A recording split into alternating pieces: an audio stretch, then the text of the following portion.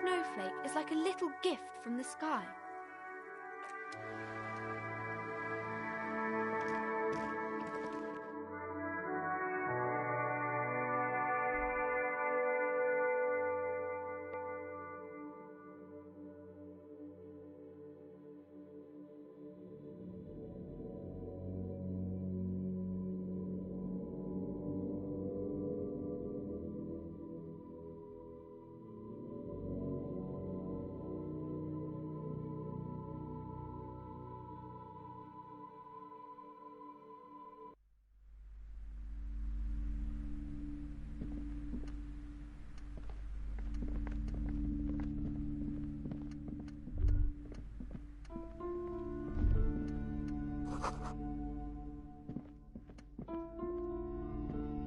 This bookstore is not strictly about crime, romance, and biographies of famous people.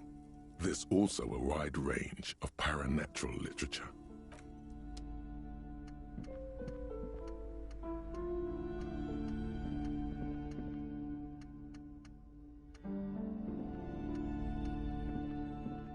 This bookstore is not strictly about crime, romance, and biographies of famous people. There's also a wide range of paranatural literature. Amidst the various books, you find one written by someone named Matthias W. Dundas. It's about wholeness, unity, balance. These three things are very important to the working class mind. The point of the book, and many others on this shelf, is to give people medicinal advice in situations where they don't have access to paid health services.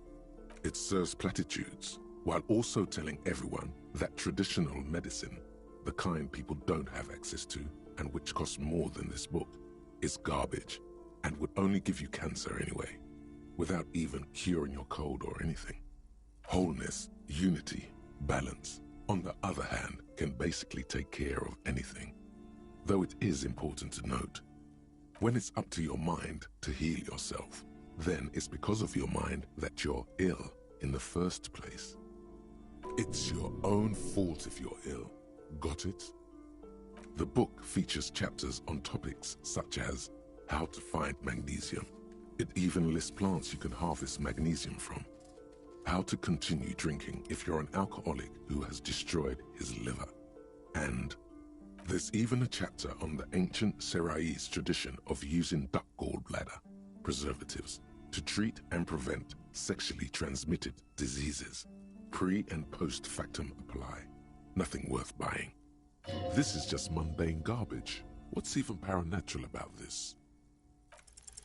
The throbbing in your head increases with every passing moment you gaze at this shelf. Suddenly, as if out of nowhere, a small green book becomes apparent. The title of it reads, Medicinal Purposes of the Pearl. The book contains very little explanation on the matter. This knowledge seems to be taken for granted. The book contains descriptions of various pseudoscientific therapies, alternative medicines, and folk remedies involving the pearl, also known as le territoire. For example, it recommends vigorously swatting one's naked body with a venik or hand broom, made from the leafy twigs of a young birch tree from the near pearl. Even better if you can find someone else, preferably a large man dressed in nothing but a towel, to thrash you while you're spread naked and helpless on a cool slab. It is, and good for the circulation too. It also recommends consuming distilled spirits like vodka or whiskey that have been aged in the pearl. Readers are instructed to cover these jars in a shallow hole just inside the pearl and leave them there for 30 to 60 days, depending on the potency desired. Among other benefits, it is alleged to restore a damaged liver to perfect health. Is it any more improbable than anything else that human beings put their faith in? For general health and well-being, readers are encouraged to take regular strolls through the pearl, though a sidebar cautions readers to limit each stroll to less than an hour. These strolls promise to cleanse the mind of worries and the body of toxins, especially if the perambulator performs this ritual in the nude. Nudity figures prominently in a number of these prescriptions. This is exactly what you need. I don't know. I don't want to be the party pooper, but this pale territory sounds sort of dangerous. Maybe you shouldn't walk in it naked.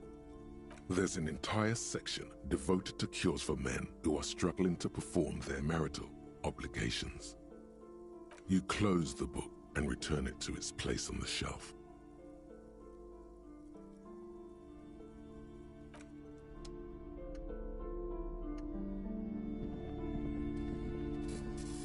Shelves full of biographies of famous people, whoever they are. Browsing through all the books with all their names makes your head spin. None of these seem important or relevant. It's all just vapid egoism.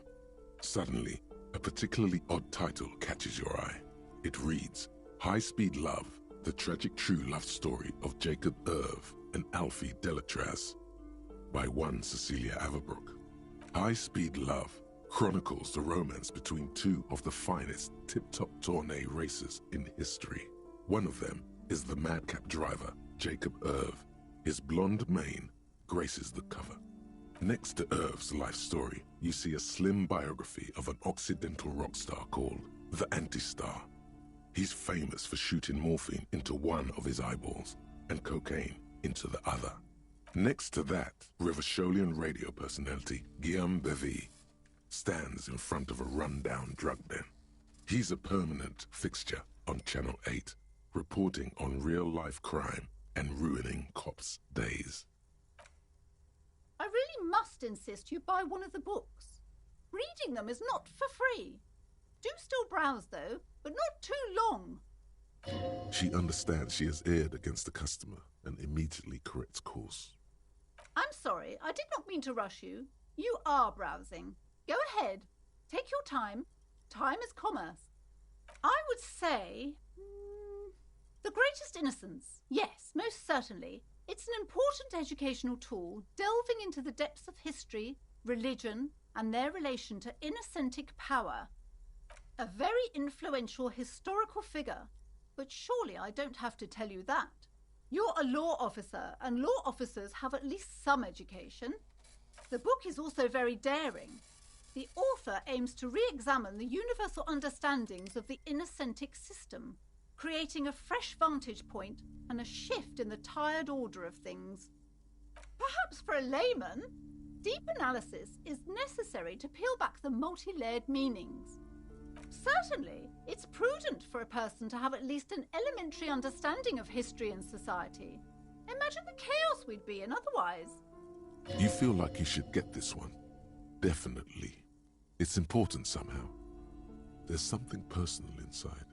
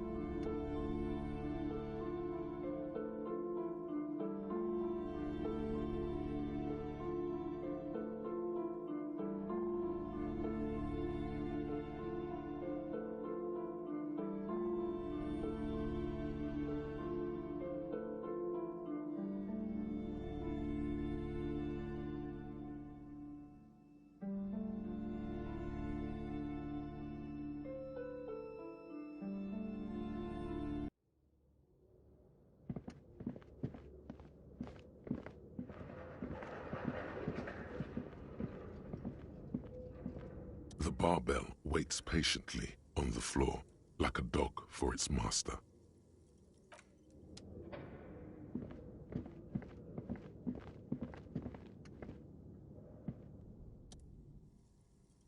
It's dark. And the flashlight works a lot better if you hold it in your hand.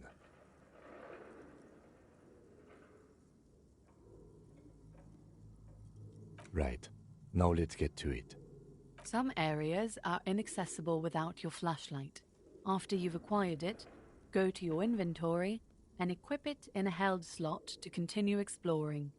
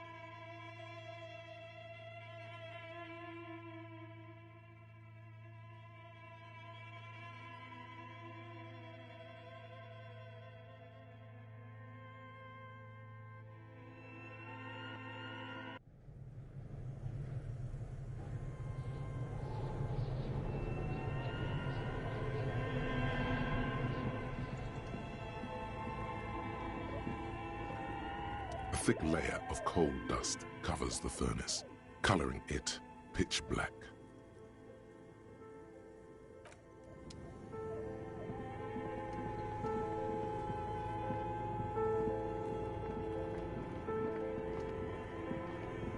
A few bricks have fallen off, revealing a compartment behind the wall.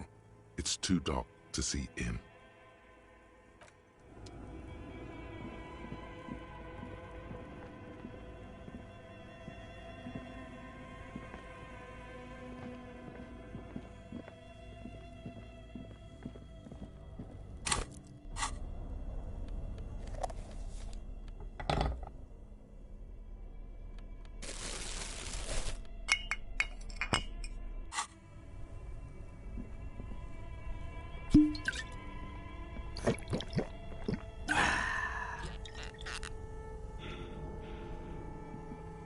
This orange machine is dead still. It has a hand-cranked ice cream churner and an electric freezer. The ice around it slowly melting. The ice squeaks beneath the pry bar.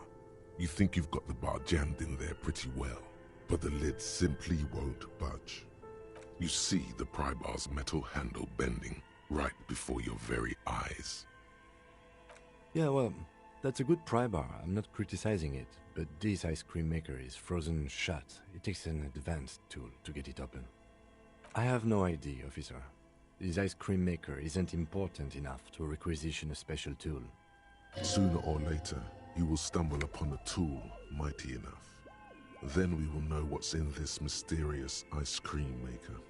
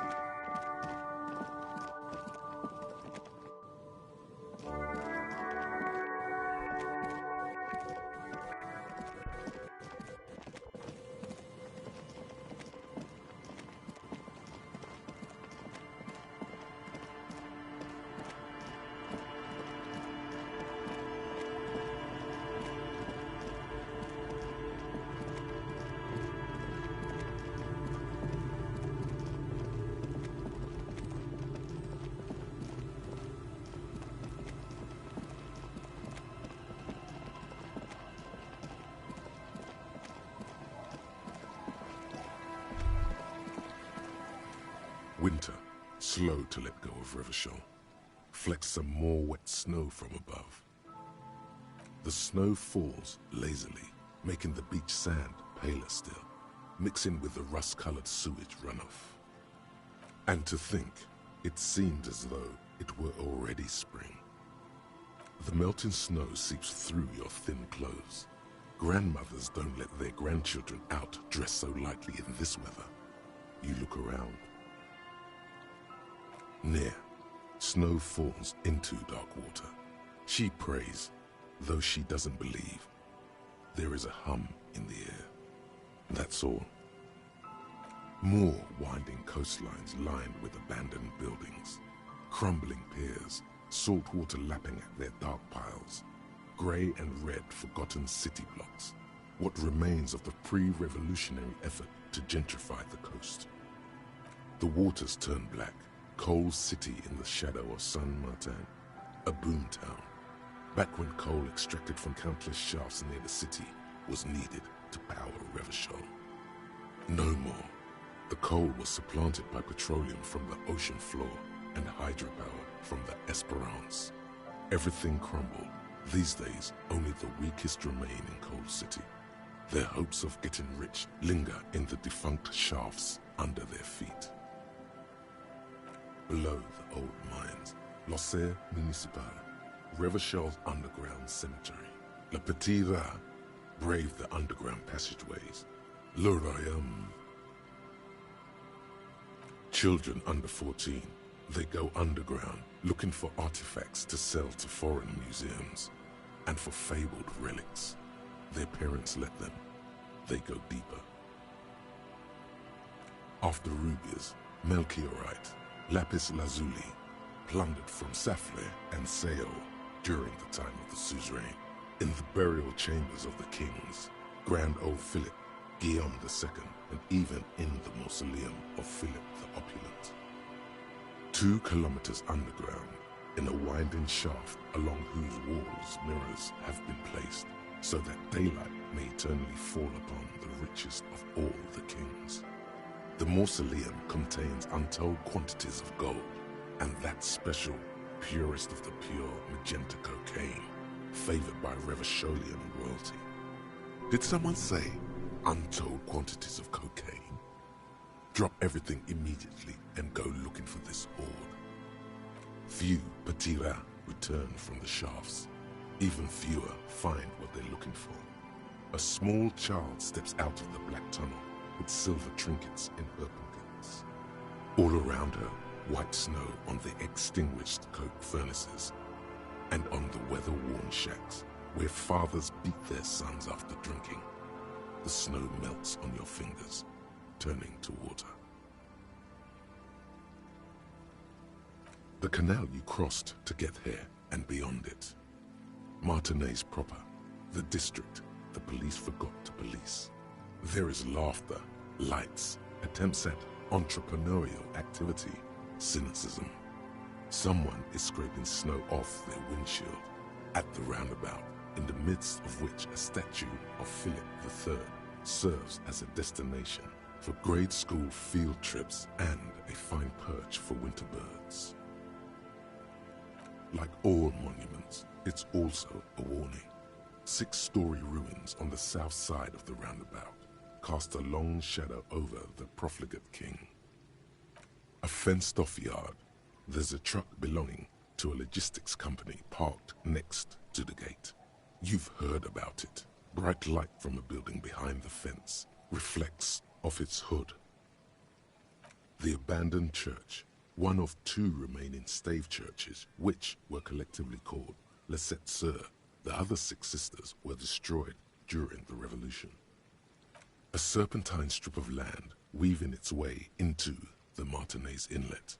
Unfortunates on the run from the law, from themselves, sometimes hide out on nearby islets.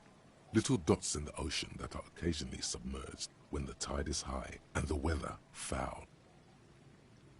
The remains of a camp on a jagged piece of rock, a tent, old dishes and cutlery, long since abandoned. A hermit crab scuttles among the debris, looking for a new shell. Further out, the lights burn bright on Resurrection. Way beyond Martinaise, a popular spa destination for ample-bodied Ozon kids with equally ample pockets. Then there's Ozon, but the snow falls too thick. You cannot see that far. The Bay of Reverchon, vastness, great depth, over 1,200 meters at its deepest. Water, air-brinier than hair. It is crisscrossed by huge cargo ships bearing company logos. Wild pines, Zam, Maurien, and at the farthest reaches of the Bay of Reverchon, the shadow of the coalition warship Archer, on perpetual patrol duty, ready to unleash artillery fire if you were to rise up against the market. You shudder. The raised motorway, 881, separating Martinaise from Jamrock. Vehicles whoosh past one another day and night, while those who reside in the labyrinthine alleyways beneath the motorway attempt to carry on with their lives in the snow and the slush. And south of the 881 is the Pox. Was once a park, a place for reflection and recuperation for the patients of the old military hospital. In the 20s, it was used as a quarantine center during a measles outbreak that killed many children. Most everyone has avoided the hospital and surrounding park ever since. The Pox is completely wild now. Evergreen thickets covered in snow and industrial dust. Feral dogs and even wolves roaming in packs. The police try to keep the deepest corners cordoned off. Heavy drug users do slip through and hole up in the old military hospital, hoping to find something to get high on among the hastily abandoned supplies, or just to overdose in peace. A line of motor garages with armored carapaces hunched in the cold. A mechanic is hard at work, patching up bullet holes in the side of a Capri 40. These are the garages of Precinct 41. Snow settles on the roof of the repurposed silk mill. It serves as your station. Shivering RCM personnel hurry in and out of the main entrance. Around you, the snow continues to fall. To the west, the ocean swells.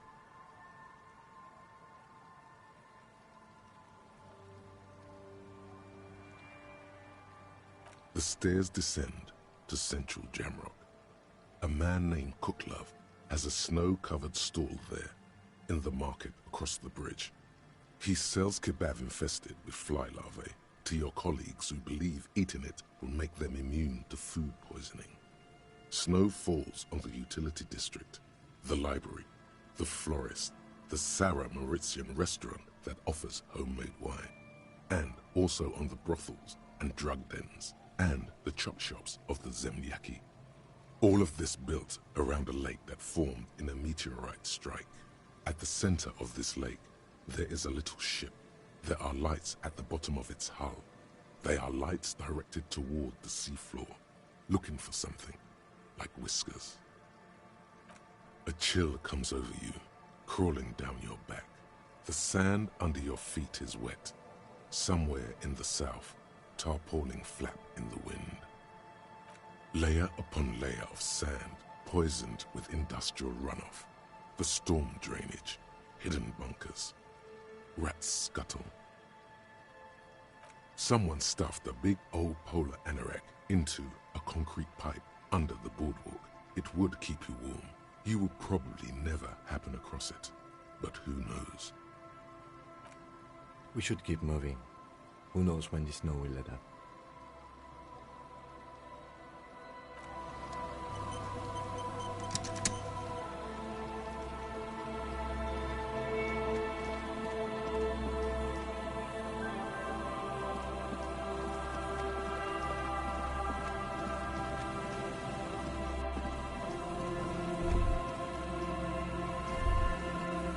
The remaining windows rattle from a strong gust of wind.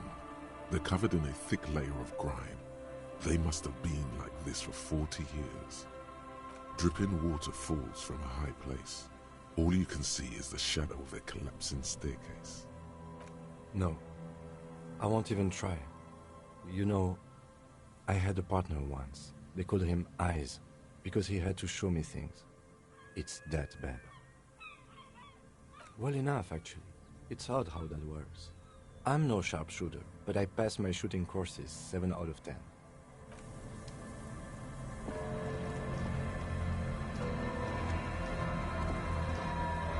You see a once bright mural towering above you. The signage has peeled off over the years, but you can still make out Feld Electrical R&D. A slogan used to intertwine with the loops a long time ago. Now, only a shadow of peeled letters remains. It says, "Tomorrow is just a whisper away." Above the mural, a collapsed roof, broken windows set in walls that are cracking and will soon also fall, and the coastal breeze rustling and sighing in the remains of the edifice. There's something in the wind. Sometimes the only way to go forward is to fail first. In there? She could. Or she could be in the identical room over there, or in that boat shack. In that church tower, maybe.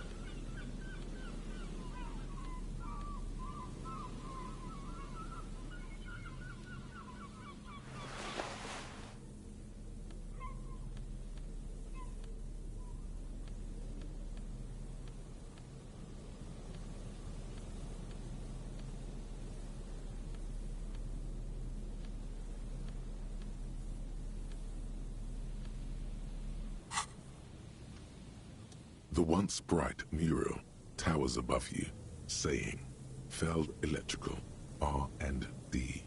Tomorrow is just a whisper away."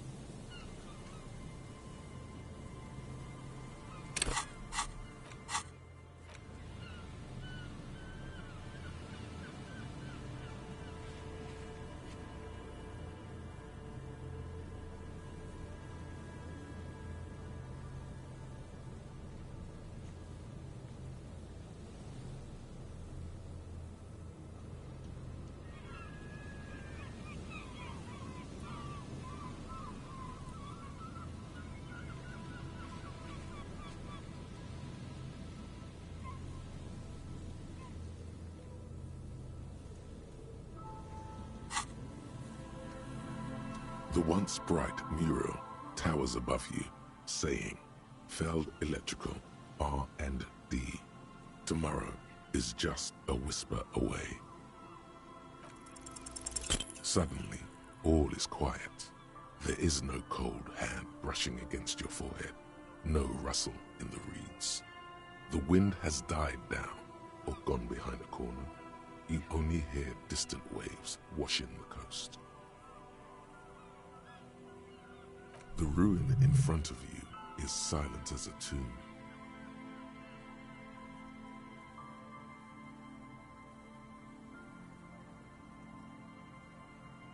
Trying to talk to the wind, the city, whatever you thought would happen did not, and now you're just standing there, in the pale of the morning, with your hands fallen to your side.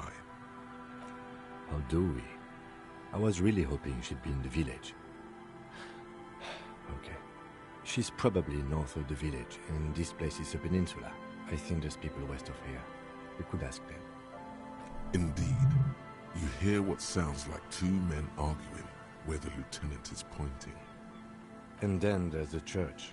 We've already searched that and can rule it out. I know it doesn't feel like progress, but exclusion is a step too. Anyway, we do it the old-fashioned way, sector by sector. Go over the whole peninsula, ask the locals, enter the places where we can enter first, like we did in the village.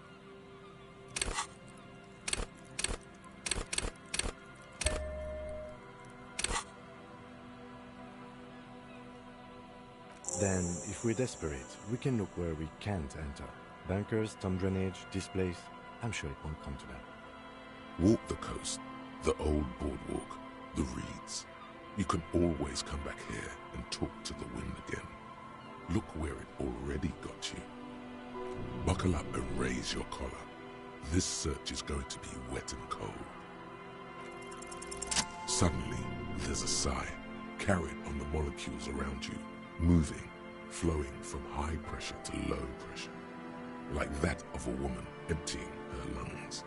She wraps the collapsing stone box in front of you in her breath, flowing through it.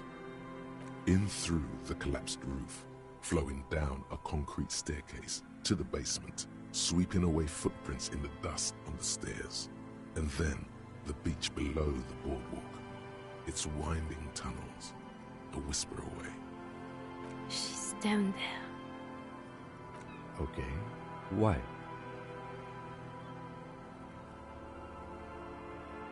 Good, good. Yes. Cold spells. So basically your hangover is telling you she's down there?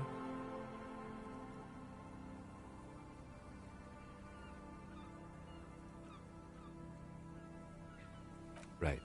How do we get in, though? The doors were on the collapsed side of this building. They're gone, basically. Perhaps you can climb them. We are not climbing anything. I'm 43 years old, and I plan to live to see 70. There has to be a way to use brute force. Climbing sounds unsafe. Brute force is safe. Look around and find something to break if the ladder fails.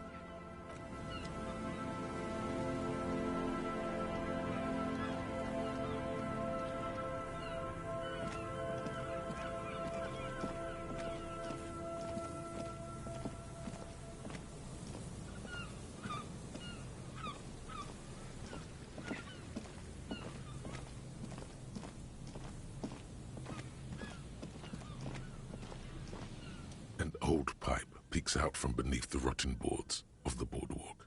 Could this be an alternative path into the felled building? Your eyes slowly begin to adjust to the darkness inside the drainage pipe. The lieutenant looks over your shoulder. A thin layer of snow gleams inside the pipe. As your eyes adjust, you see some trash, crumpled up newspapers, cigarette butts. Someone has half-heartedly spray-painted skulls on the right side. And nothing. Broken glass from bottles thrown against the walls of the pipe. A syringe. Given that this isn't a martial arts thriller, it's highly unlikely, and not without risk to our health either. However, the pipe suggests there may be an entrance to the basement around. And it's right here, a maintenance door. Oh yeah, big boy time. This needs you to put your back into it.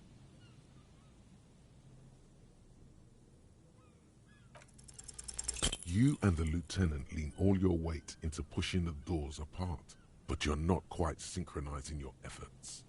They slam shut again before you can enter. Let's take a breather and try this again later.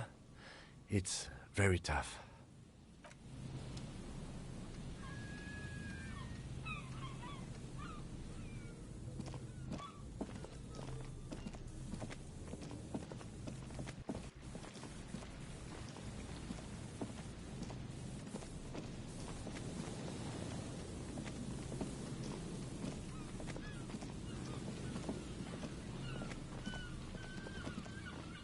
rusty ladder leads to the rooftop. Some of the rungs are missing.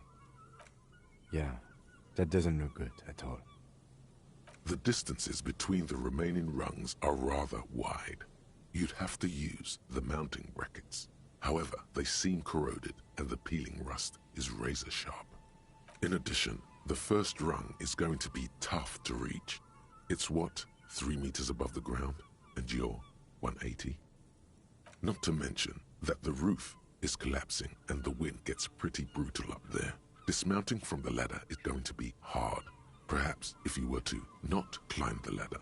Instead, astral projection. Be open-minded about this.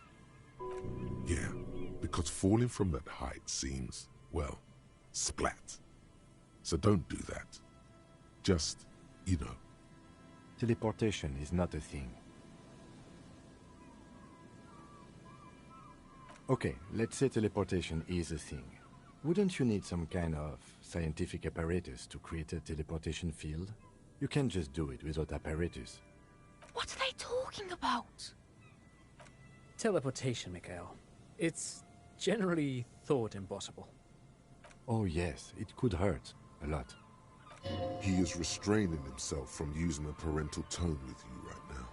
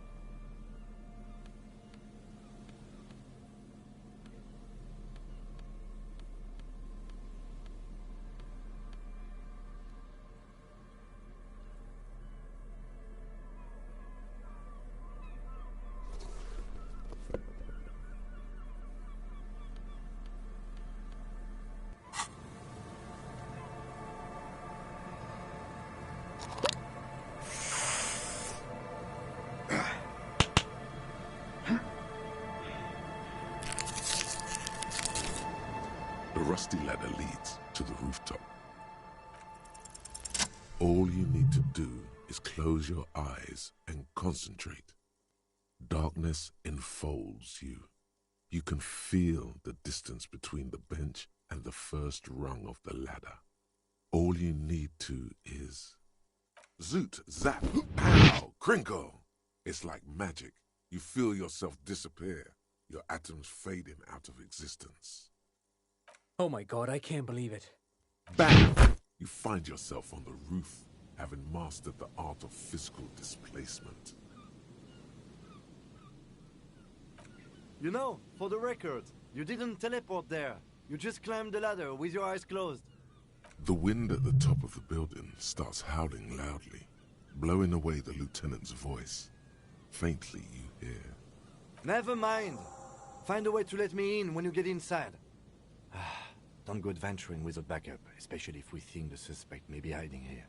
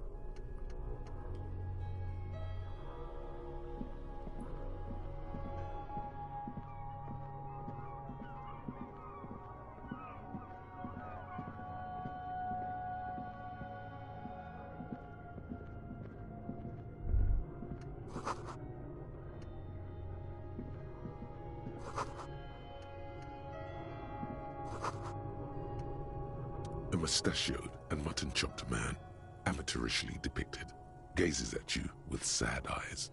The plaque reads, K. Mazov. There is a spiderweb in the lower left corner of the portrait.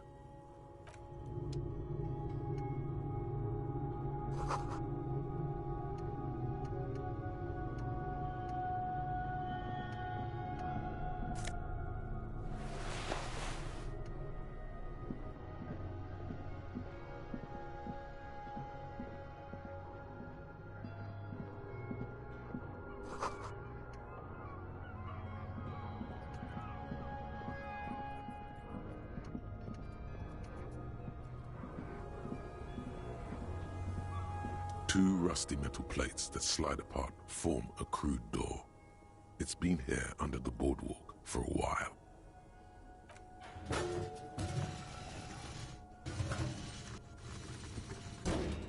It's much easier from this side. The panels on the rails, once you dust the sand off, with the help of your partner, from the other side, the door opens with a creak. Huh. I hope no one dangerous heard that. Yes, time to investigate these passages. Let's move quietly and not make more sound.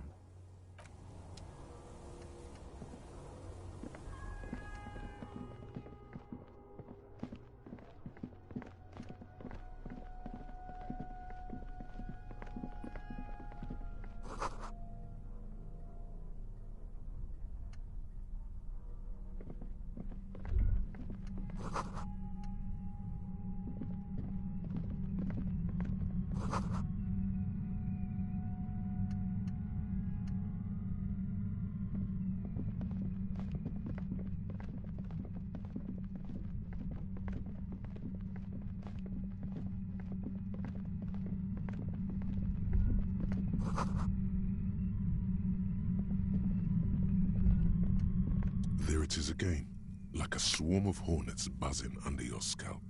A strange tingling you can almost smell. No, what do you mean? I don't feel it, but we should still be careful. There were footprints back there, and I'm pretty sure they were fresh. No, but you are the sensitive one. It's not a quib. The situation is dangerous. He trusts your gut feeling on this.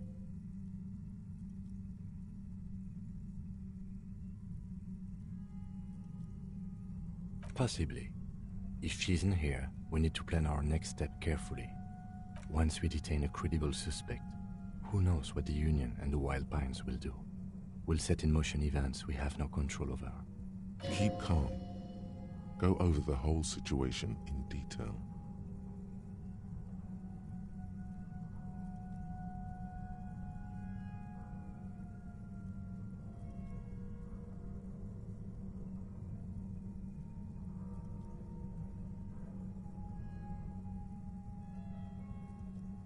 Well, we are not responsible for what we can't predict, are we? I don't think the entire city will be razed to the ground. If you can't predict it, there's nothing you could have done.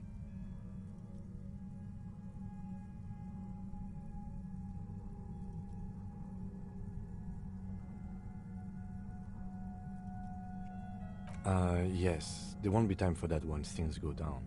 Matter of fact, I don't think there's time for it now, but if you must. I think I see a cavern. Maybe more cellars? I think we've been careful enough. We still have the element of surprise. I wouldn't be so sure. You haven't exactly been sneaking. Or maybe not. Either way, once we go deeper, there will be no turning back.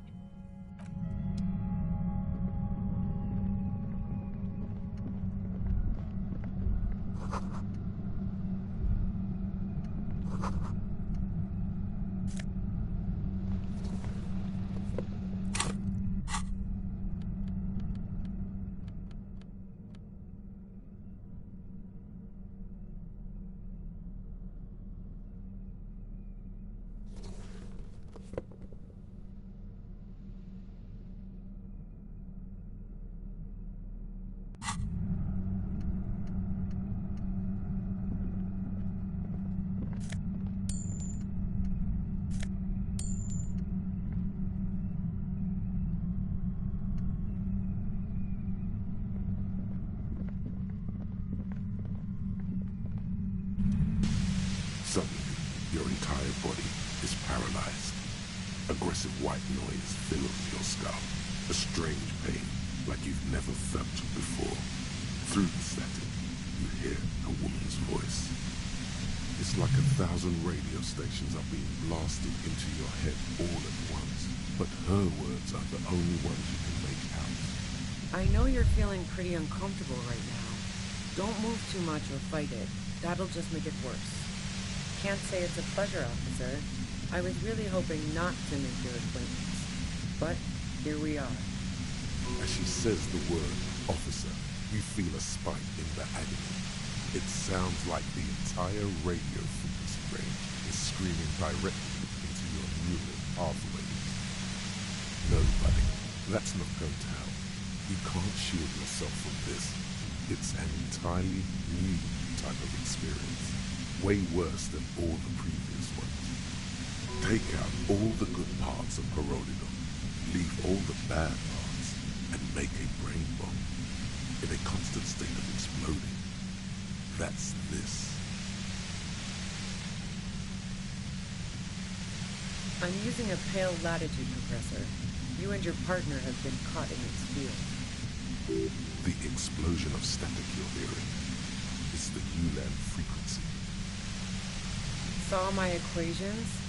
You've been sniffing through my lorry, right? I expected as much. I am a bit surprised you knew what you were looking at.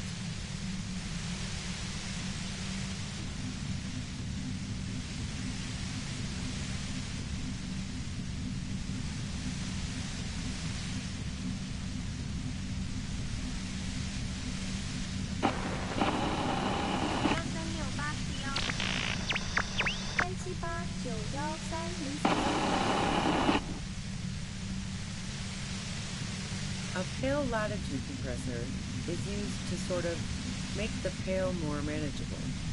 With a lot of these, you can force a radio signal grid on the pale, literally crunch the distance across it. Signals are relayed across a series of repeater stations fixed to buoys. Not a fun job manning those stations. All alone out there in the pale, people lose their minds in just a few years. So, what we are experiencing is a concentration of radio waves. Precisely. This is an industrial strength paraboloid. It's meant for forcing dimensions on something that doesn't have them.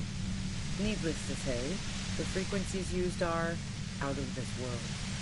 At the upper limit is the large prime number generator station. It's used specifically for pale latitude compression. That's why you may be hearing some numbers. But you might also hear, or think you're hearing, local radio chatter. She's been holed up in here for a while with no one to talk to. Keep her talking, and you just might get an opportunity to break loose. The pale? It's the end of the world. I built it myself. That's illegal. I'm guessing it's patented. But we are beyond that, aren't we? Oh yeah. Way beyond. No. Once I shut down the compressor, the pain will end. It may take a few minutes for you to steady yourself, though. It's a bit like waking out of a very confusing dream. 3, 4, 5, 6, 7, 8.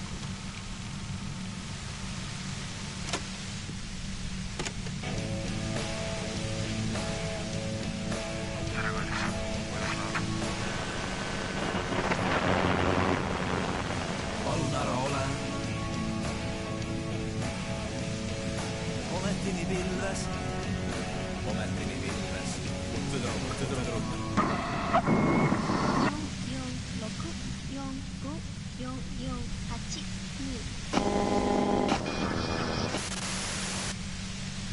Yeah, I stuck my head in there before using it on you.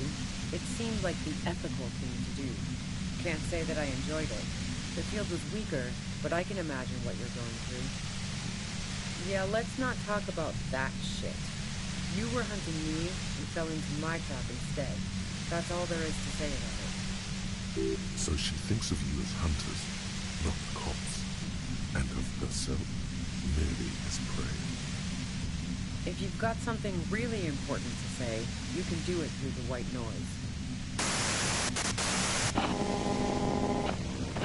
3, 6, 1, 8, 9, 2, 8, 1. We're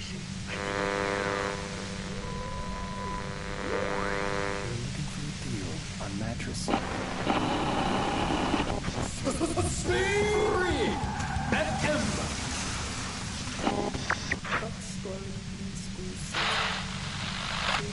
32971047202819.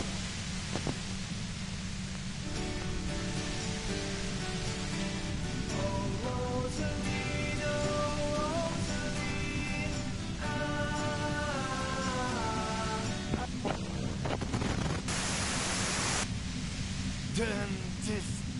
God damn it. Fine. If you really want to talk, I can dial it down. I've also got a gun, by the way. The gun she's carrying is a 2-barrel front loader, not like a murder weapon. Well, it doesn't feel much better, but you can form sentences now. Thinking doesn't seem to hurt as much. Just keep her talking, and you'll get through this.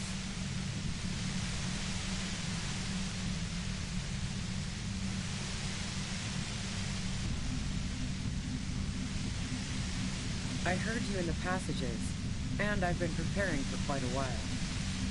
So you found my shack, huh? I'm not surprised. This could have turned out pretty bad for me if you hadn't walked right into 25 bands of ultra-high frequencies.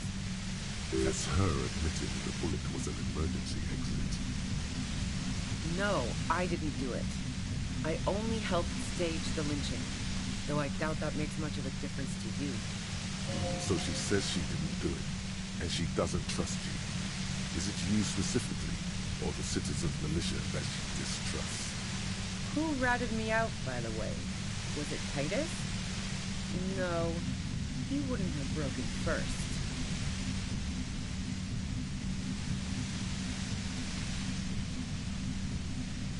Nah, she didn't crack. She's a survivor. If she told you anything, it was to save herself. But she couldn't have known I was on the coast. How did you find me?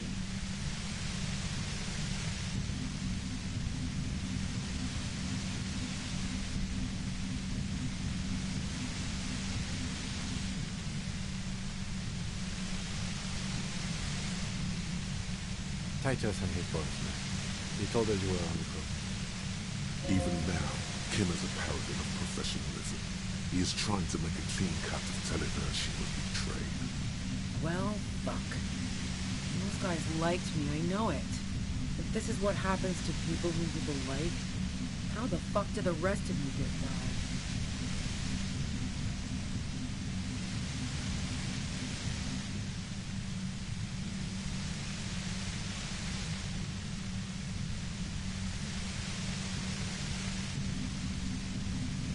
Like what? I already told you I didn't do it. A strong moral compass. She still wants the opportunity to make a case for herself.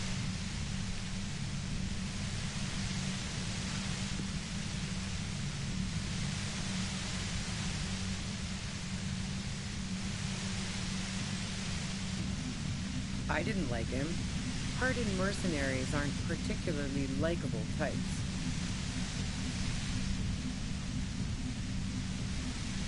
Yeah, sure. And I didn't like wild pines sending in those foreign hirelings.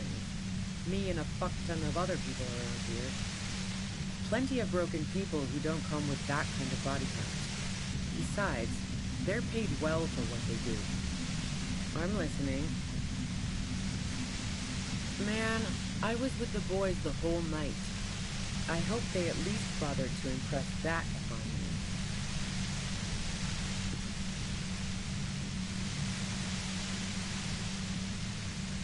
You mean the length of a toilet break? That wouldn't even have been enough time.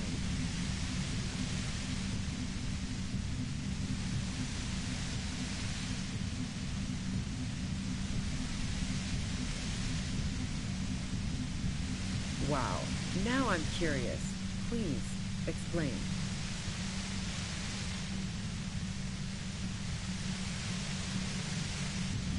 Don't know it, but also... Evaluating your competence as a police officer. The shot couldn't have come from the roof, or we would have all heard it downstairs. She has a point there. No one mentioned. That didn't go super well. You've got to lay something better on her. And?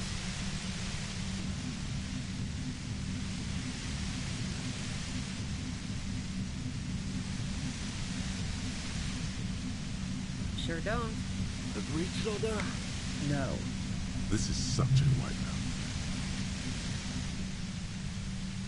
Yeah, evidence. No. Gifts of flowers and candy aren't really my style.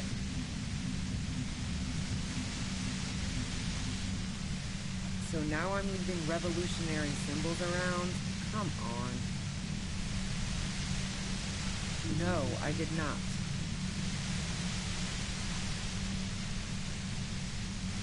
Who doesn't? Oh, you probably mean Claudia's rooftop. Sure, I've hung out there. She's got this great antenna.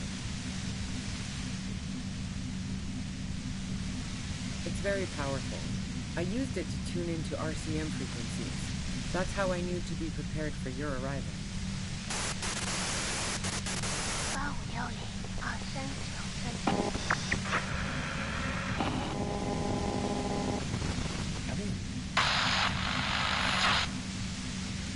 The view's pretty bomb, too. But you might say the antenna was the main attraction there, yeah. Along with Farja. Yes, I'm sure. And anyway, as I said before, the shot had to have come from afar. Yeah? Where? More questions before doing anything.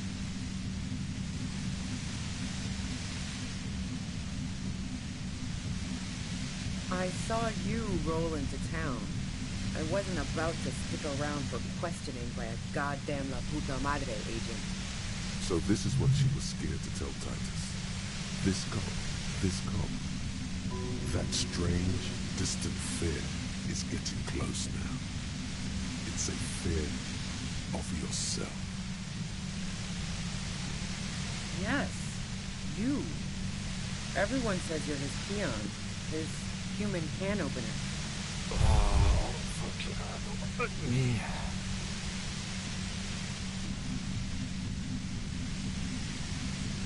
Fucking hell. And why me? You hear through the white noise.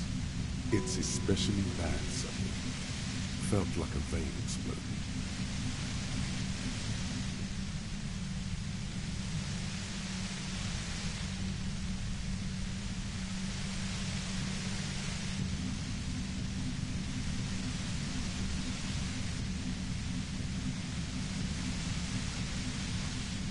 Oh, yes, they do. The cops, the criminals.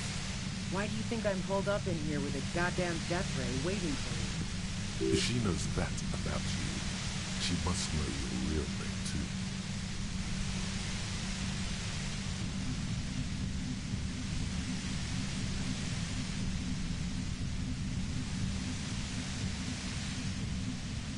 Harry Dubois.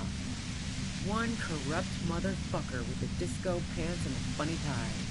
Agent to la puta madre. I don't know. Sounds pretty convincing to me. Is that a joke or a threat? I'm guessing both.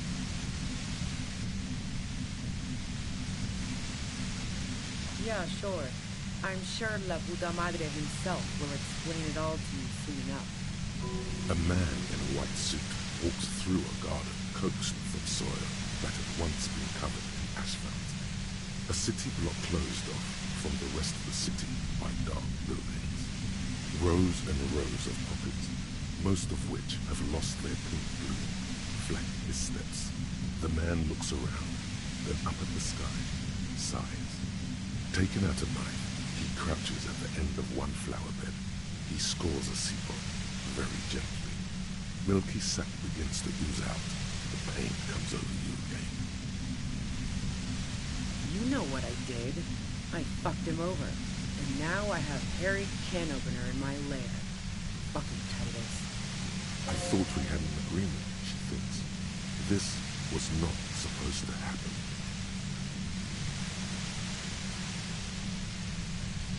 She's not going to change her mind that easily. She still perceives you as a threat. Wait, one thing, possibly small, but she said you rolled into town. Was that you singular or plural? She might know something.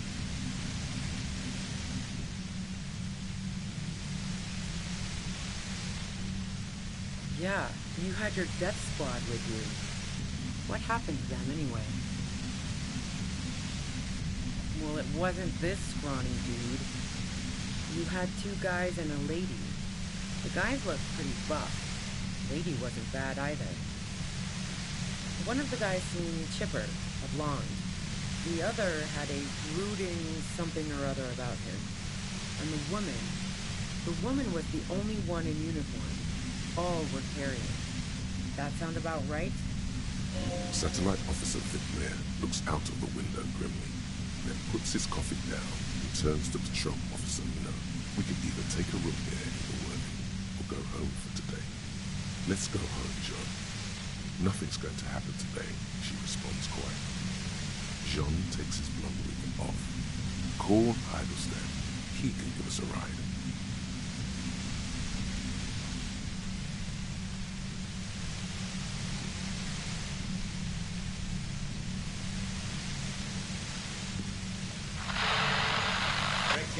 Lock, set. Woman, leave me here. Please leave.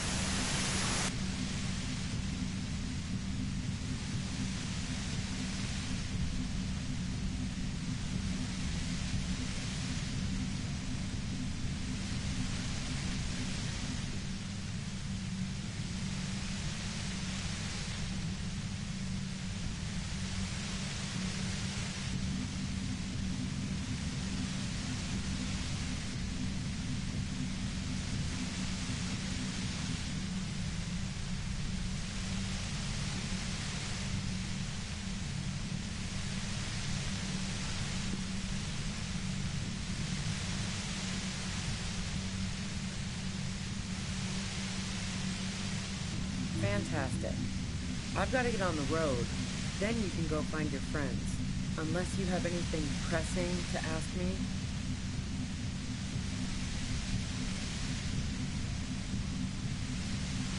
What bunker? Don't know anything about it. No one's been around since I set up camp. But I'm sure I'm not the first vagabond to...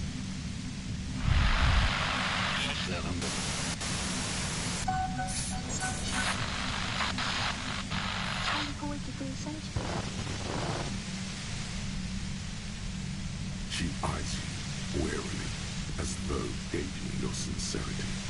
She's refusing to adopt the demeanor of a cornered animal, a leader with no one to lead.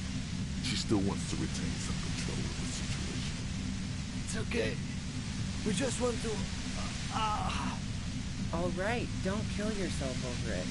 I was shooting the shit with Hardy and the boys over a few beers, like always. Then Klasha comes in, all pale and shuddering. She sits down with a drink, trying to steady her nerves. So I grab a seat next to her.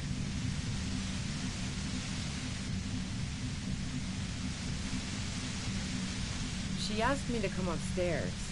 The merc she'd been going with was lying on the bedroom floor, dead. I knew she couldn't get the authorities involved, so yeah. You made it look like he'd been hanged.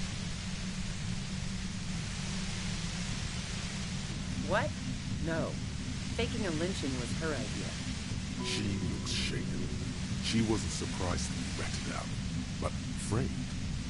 Yeah, in cold blood. It really surprised me how quickly she was able to get a hold of herself once we got up there. It was like she was another person. The party girl was gone. She asked me to help her drag him into the shower so she could wind the shower head around his neck to fake lividity. Then she dressed him while I went to get the Hardy Boys.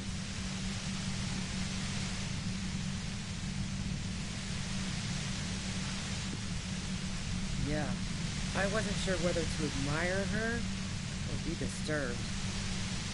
As I keep telling you cops, we didn't hear anything downstairs. No gunshot, nothing. But even if this is true, weren't you worried his lynching might lead to... War? The thought crossed my mind. But the mercenary's death was going to have repercussions either way. Although the way things are going, fuck it. I'm not responsible for these people after what they did to me.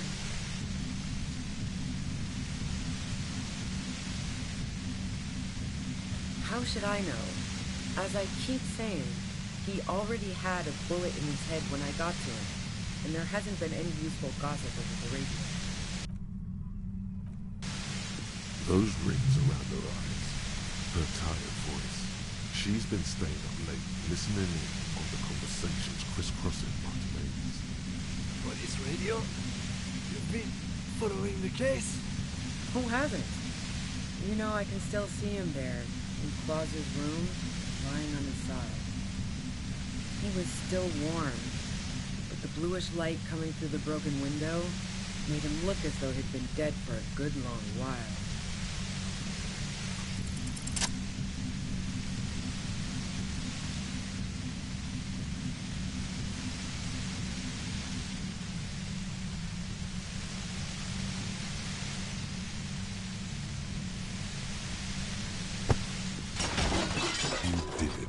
The compressor lies broken on its side. It's quiet in your head again. It still hurts like hell, but...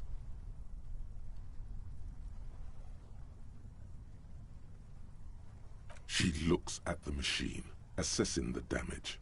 Her hand trembles. Oh, fuck it.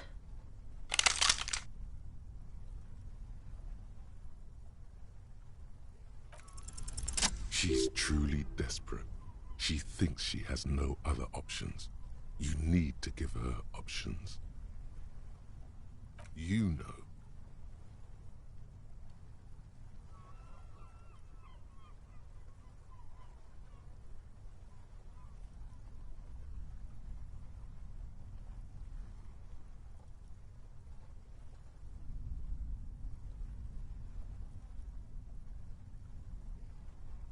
She stares at you, frozen, the gun still in her mouth, eyes filled with dark intensity. Then something shifts in her. Her neck and shoulders relax, and her grip on the gun loosens.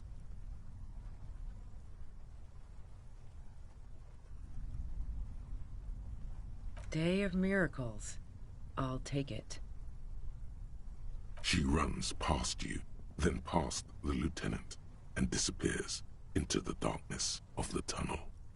Good call.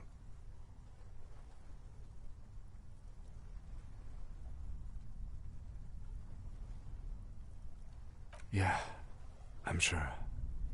I would have done the same had I not been incapacitated. He couldn't take it like you. It irks him. Then he gets over it.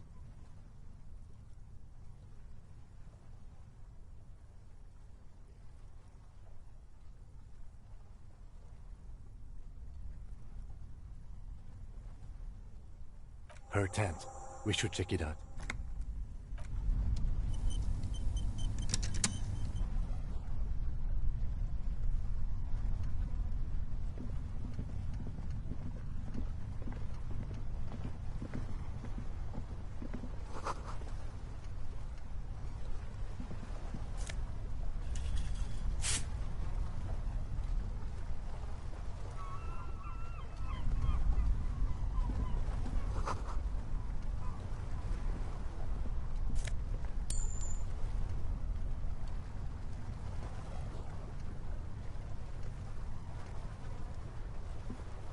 plain red tent stands by dispassionately. The tent looks old but well maintained. In the darkness of the tent, a rolled-up sleeping bag, cooking utensils, some books, and a kerosene lamp. It reeks of cigarettes. Assorted soft covers, mostly pulp horror.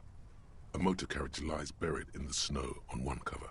On another, a ghost airship. You also see a collection of radio enthusiast magazines. See anything? Rager Monthly, Journal of Material Science. More Technological Digest. One of the magazines doesn't have images on the cover. It's not a magazine, it's a leather notebook. You pocket the worn brown leather journal. A trusted friend left behind. We should read this immediately, like right now. The plain red tent stands by dispassionately.